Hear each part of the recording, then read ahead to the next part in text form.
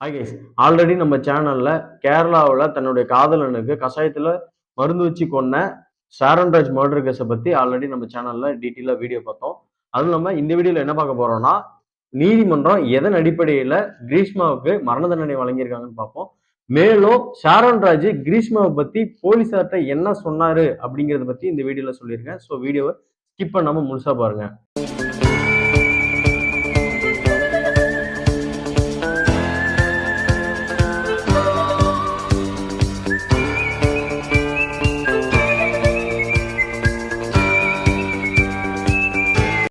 ஷாரன்ராஜ் கிரீஷ்மா வீட்டுல தான் இருந்தாருங்கிறதுக்கான முதல் சாட்சி யாருன்னு பாத்தீங்கன்னா அவருடைய ஃப்ரெண்டு தான். அவருடைய சாட்சியத்துல அவர் என்ன சொல்லியிருப்பாருன்னு பாத்தீங்கன்னா, ஆமா நான் தான் ஷாரன்ராஜ பாரசாலா, அதாவது கிரீஷ்மா வீடு இருக்கிற இடம் பேர் தான் பாரசாலா, பாரசாலாவுக்கு நான் தான் கூட்டு போயிருப்பேன். மேலும் பாரசாலாவில இருந்து மேலும் பூவம் பள்ளி கோணம்னு சொல்லக்கூடிய ஷாரன்ராஜோட ஃப்ரெண்டு வீட்டுக்கும் ஷாரன்ராஜா அவரு தான் கூட்டு போயிருப்பாருன்னு அவருடைய சாட்சியத்துல தெளிவா சொல்லியிருப்பாரு. போலீஸ் இந்த சாட்சியத்தோட இல்லாம மேலும் என்ன பண்ணிருக்காங்கன்னு பாத்தீங்கன்னா, அகில் பெட்ரோல் பங்க்னு சொல்லக்கூடிய அந்த பெட்ரோல் பங்க்ல இருக்கக்கூடிய சிசிடிவி ஃபுட்டேஜையும் மேலும் 5 ஸ்டார் பர்னிச்சர்னு சொல்லக்கூடிய அந்த பர்னிச்சர் ஷாப்ல இருக்க சிசிடிவி ஃபுட்டேஜையும் கோர்ட்ல சப்மிட் பண்ணிருக்காங்க. அதுல என்ன இருக்குன்னு பாத்தீங்கன்னா, ஷாரன்ராஜும் அவரோட ஃப்ரெண்டோ சம்பவம் நடக்கிறது கொஞ்ச நேரத்துக்கு முன்னாடி தான் அந்த பங்கையும் அந்த பர்னிச்சர் ஷாப்பையும் தாண்டி போயிருப்பாங்க. முதல் கொஸ்டினான சம்பவம் நடந்த போது கிரீஷ்மா வீட்டுல தான் ஷாரன்ராஜ் இருந்ததற்கான சாட்சியம் நிரூபிக்கப்பட்டிருக்கும். போன வீடியோல ப்ரிப்பரேஷன் பத்தி பார்த்திருப்போம். அதுல ஹை டோசேஜ் ஆன பேராசிட்டமல் அண்ட் டோலோ 650 ஒரு ஹியூமனுக்கு கொடுத்தா அவங்களோட இன்டர்னல் ஆர்கன் எந்த அளவுக்கு பாதிக்கப்படுங்கிறத பார்த்திருந்தோம். அது இல்லாம அவங்க சர்ச் பண்ணிருப்பாங்கிறது பார்த்திருந்தோம். மேலும் பாராக்வாட்டுங்கிற கெமிக்கல் கண்டென்ட் எந்த அளவுக்கு ஒரு ஹியூமன் உட்கொண்டாருன்னா அவரோட இன்டர்னல் ஆர்கன் பாதிக்கப்படுங்கிறத கூகுள்ல சர்ச் பண்ணிருப்பாங்கிறத பார்த்திருப்போம். இதுதான் மெயின் ப்ரிப்பரேஷன். இதை அரசு தரப்புல நிரூபிக்கணும். மேலும் அது மட்டும் இல்லாம சம்பவம் நடந்த 14/10/2022 அன்று நாள் 13/10/2022 அன்று எங்க வீட்டுல நாளைக்கு மாமாவும் அம்மாவும் வெளியே போயிடுவாங்க, நாளைக்கு யாருமே இருக்க மாட்டாங்கன்னு ஷாரன்ராஜோட செக்ஸுவல் இன்டென்ஷனை தூண்டுற அளவுக்கு கிரீஷ்மா ஷாரன்ராஜ் கிட்ட பேசியிருப்பாங்க. இதையும் அரசு தரப்பு நிரூபிக்கணும். அதை எப்படி நிரூபிச்சிருப்பாங்கன்னு பாத்தீங்கன்னா, கிரீஷ்மா ஷாரன்ராஜ் கிட்ட போன்ல பேசுறதுக்கான எப்படி எவிடன்ஸ் எடுத்திருக்காங்கன்னா, கஸ்டமர் அப்ளிகேஷன் ஃபார்ம் சொல்லக்கூடிய சிடிஆர், அதாவது கால் டீடைல் ரிப்போர்ட் மூலியமா அவங்க ரெண்டு பேரும் பேசியிருக்கிறதுக்கு உண்டான எவிடன்ஸ் முதல்ல கேதர் பண்ணிடுறாங்க. ரெண்டாவது, கிரீஷ்மா இன்டர்நெட்ல சர்ச் பண்ணதை எப்படி ப்ரூவ் பண்றாங்கன்னு பாத்தீங்கன்னா, இன்டர்நெட் புரோட்டோகால் ரெக்கார்டு மூலியமா அவங்க இன்டர்நெட் ஹிஸ்டரி எல்லாம் என்னென்ன தேடி பார்த்தாங்கிறதையும் ரெண்டாவதா எவிடன்ஸா கேதர் பண்ணிருக்காங்க. மூணாவது என்னன்னு பாத்தீங்கன்னா, மொபைல் போன் டீகோடிங் டேட்டா மூலியமா சம்பவம் நடந்த பொழுது கிரீஷ்மா வீட்டுலதான் ஷாரன்ராஜ் இருந்திருக்காங்க டவர் லொகேஷன் மூலியமா போனையும் ஐடென்டிஃபை பண்ணிருக்காங்க.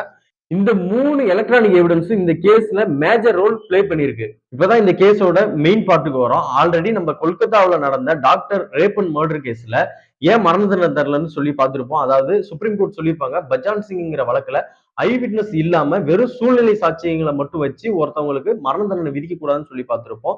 அப்புறம் ஏன் இந்த வழக்குல கிரீஷ்மாவுக்கு மரண தண்டனை கொடுத்திருப்பாங்கன்னு பாத்தீங்கன்னா, ஏன்னா இந்த கேஸ்ல ஷாரன்ராஜ் தான் ஐ விட்னஸ். அவரு இந்த கேஸ்ல என்ன சொல்லியிருக்காரு, அது எப்படி இந்த கேஸ்ல மெயினா எவிடன்ஸ் ரோல் பிளே பண்ணிருக்குன்னு பார்ப்போம். ஷாரன்ராஜ் சொன்னதின் அடிப்படையில தான் முதல்ல கிரீஷ்மாவுக்கு மரண தண்டனை கொடுத்திருக்காங்க. அப்படி ஷாரன்ராஜ் என்ன சொல்லியிருக்காருன்னு பாத்தீங்கன்னா, ஷாரன்ராஜ் உடலை போஸ்ட்மார்ட்டம் பண்ண டாக்டர் என்ன சொல்லியிருப்பாங்கன்னு பாத்தீங்கன்னா, அவருடைய உள்ளுறுப்பு எல்லாமே செயலிழந்து போய் தான் இறந்திருப்பாங்க.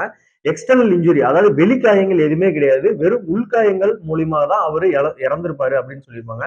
மேலும் இது முழுக்க முழுக்க பாய்சனால மட்டும்தான் இவர் இறந்திருக்க கூடும்னு அவர் ஒரு ஒப்பீனியன் சொல்லியிருப்பாங்க.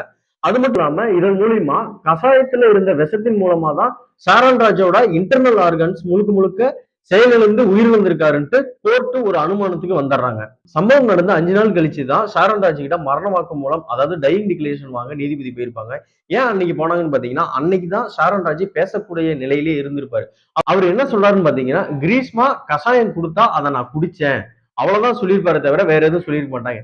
கிரீஷ்மா கஷாயம் கொடுத்ததுக்கு அப்புறம் உங்க உடம்புல ஏற்பட்ட மாற்றத்தை ஏன் நீங்க யார்ட்டையும் எதுவும் சொல்லலன்னு கேட்டதுக்கு ஷாரன்ராஜ் என்ன சொல்றாருன்னு பாத்தீங்கன்னா, எனக்கு அதுக்கப்புறம் ஓவர் வாமிட்டிங்காகவும் தொடர்ந்து லூஸ் மோஷன் போய்கிட்டே இருந்ததாகவும் நீதிபதி கிட்ட ஷாரன்ராஜ் சொல்லியிருப்பாரு. மேலும் ஷாரன்ராஜ் கிரீஷ்மாவை இன்கிரிமினேட் பண்ற மாதிரி, அதாவது கிரீஷ்மா தான் எனக்கு விஷம் வச்சிருப்பாளோ இல்ல அவதான் வச்சிருப்பான்னு சந்தேகப்பட்டு கூட கிரீஷ்மாவை இந்த வழக்குல அவரு எந்த இடத்துலயுமே சொல்ல கிடையாது. இத நீதிபதி கிட்ட ஷாரன்ராஜ் மரண வாக்குமூலத்துல சொல்லியிருப்பாரு. ஒரு பக்கம் ஷாரன்ராஜ் உடம்ப போஸ்ட்மார்ட்டம் பண்ண டாக்டர் என்ன ஒப்பீனியன் கொடுத்திருப்பாங்கன்னு பாத்தீங்கன்னா, இவருடைய மல்டிபிள் இன்டர்னல் ஆர்கன் ஃபெயிலியர் ஆனது காரணம் பாய்சன் தான் இருக்குன்னு சொல்லி ஒரு ஒப்பீனியன் கொடுத்திருப்பாங்க. இன்னொரு பக்கம் ஷாரன்ராஜ் தன்னுடைய மரண வாக்குமூலத்துல என்ன சொல்லியிருப்பாங்கன்னு பாத்தீங்கன்னா, கிரீஷ்மா கஷாயம் கொடுத்தாங்க கொடுத்தாங்க, நான் வாங்கி குடிச்சேன் அப்படின்னு சொல்லி ஒரு ஸ்டேட்மெண்ட் கொடுத்திருப்பாரு நீதிபதி கிட்ட. கோர்ட் கன்க்ளூசிவா என்ன பண்றாங்கன்னு பாத்தீங்கன்னா, அப்போ கிரீஷ்மா கொடுத்த கசாயத்துல கண்டிப்பா விஷம் கலந்திருக்கு, அதனாலதான் இறந்து போன சாரன் ராஜ் உடம்புல உள்ள இன்டர்னல் ஆர்கன்ஸ் வந்து ஃபெயிலியர் ஆகிதான் அவர் இறந்திருக்காருன்னு சொல்லி ஒரு முடிவுக்கு வராங்க நீதிமன்றம். மேலும் இறந்து போன சாரன் ராஜோட மரண வாக்குமூலத்தை கோர்ட் கன்க்ளூசிவ் எவிடன்ஸா எடுத்துக்கிட்டாங்க. ஏன்னா இறந்து போன ஒரு நபர் வந்து கோர்ட்டுக்கு வந்து சாட்சியம் அளிக்க முடியாதுங்கிறதுனால அவருடைய மரண வாக்குமூலத்தை ஐவிட்னஸ்ங்கிற பார்வையில எடுத்துக்கொண்டதுனால இந்த கேஸ் வந்து ரேரஸ்ட் ஆஃப் ரேர் கேஸ்ல வந்ததுனால கிரீஷ்மாவுக்கு வந்து மரண தண்டனை கொடுத்திருப்பாங்க நீதிமன்றம்.